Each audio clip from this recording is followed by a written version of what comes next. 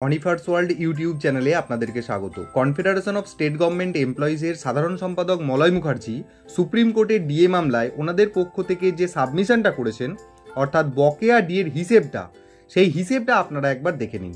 Total যে petition কপিটি supreme কোর্টে জমা দেওয়া হয়েছে তার মধ্যে থেকে 804 নম্বর পেজটিতে যেটা বলা হয়েছে সেটাই তিনি আরও একবার সর্বসমক্ষে আনলেন। আগেও তিনি এই হিসেবটা দেখিয়েছেন যদিও, তো সেই হিসেবটা আপনারা কেমন সেটা একবার দেখে নিন।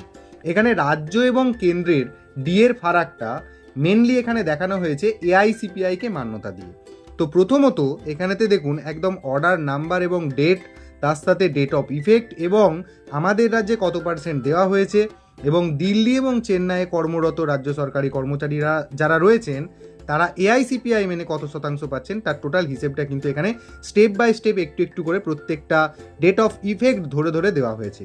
তো প্রথমেই দেখুন 1/4/2008, 1/4/2008 মানে যেখান থেকে হিসেবটাকে ধরা হয়েছে 1 এপ্রিল 2008 ডেট অফ ইফেক্টকে ধরে, যেখানে রাজ্য সরকারি কর্মচারীরা 2% ডিএ পেয়েছে, ঠিক একই রকমভাবে দিল্লি এবং চেন্নাইয়ে কর্মরত যে সমস্ত রাজ্য সরকারি কর্মচারী রয়েছে তারা এআইসিপিআই মেনে সেটা পেয়েছে 12%।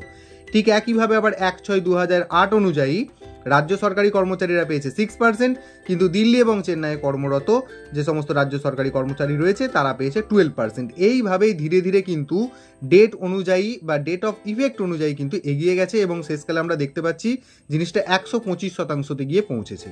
এবার আরও একটা হিসেব দেখানো হয়েছে যেটা হচ্ছে মাস অনুযায়ী।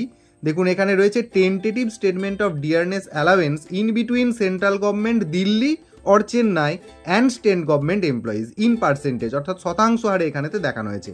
এখানে একদম ইন্ডিয়া 6th পে কমিশন, চেন্নাইয়ের 5th স্টেট পে কমিশন এটা, এবং তার সাথে সাথে দেখুন প্রত্যেকটাকে পার্সেন্টেজ আকারে ডেট অফ অ্যানাউন্সমেন্ট কত পার্সেন্ট দিয়ে রিলিজ করা হয়েছে এবং সেক্ষেত্রে আমাদের রাজ্য সরকারি কর্মচারীদের ডিমান্ড কি, প্রত্যেকটা জিনিস কিন্তু এখানে পাশাপাশি দেখানো হয়েছে।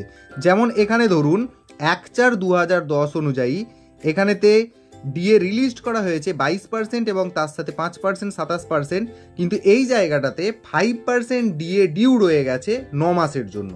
1/7/2009 থেকে 31/3/2010 এই সময়টা, অর্থাৎ 9 মাসের মধ্যে রাজ্য সরকারি কর্মচারীরা যেটা ডিমান্ড করছে সেটা হচ্ছে 5% ডিউ এখনও রয়ে গেছে। এইভাবেই ধীরে ধীরে প্রত্যেকটা হিসেব কিন্তু রয়েছে, আপনারা চাইলে স্ক্রিনশট নিয়ে নিতে পারেন। হিসেবটা কিন্তু মোটামুটি ঠিকঠাকই করা আছে বলে মনে হয়। যদি আপনাদের এই ধরনের হিসেব মানে আপনাদের হিসেবের সাথে মেলে তাহলে আমাকে অবশ্যই কমেন্ট বক্সে সেটা জানাবেন।